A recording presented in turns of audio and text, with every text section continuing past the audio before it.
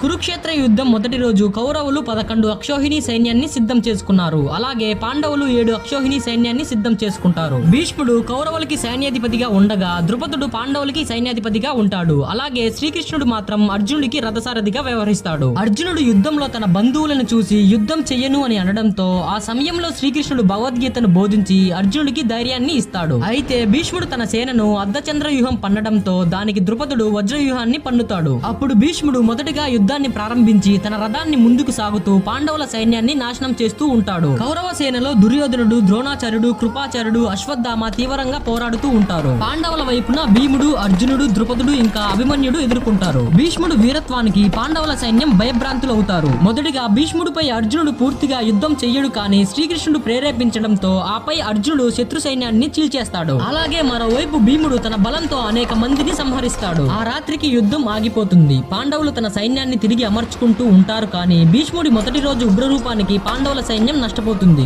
అయితే పాండవులు ఇంకా పూర్తిగా తమ శక్తిని ఉపయోగించలేదు.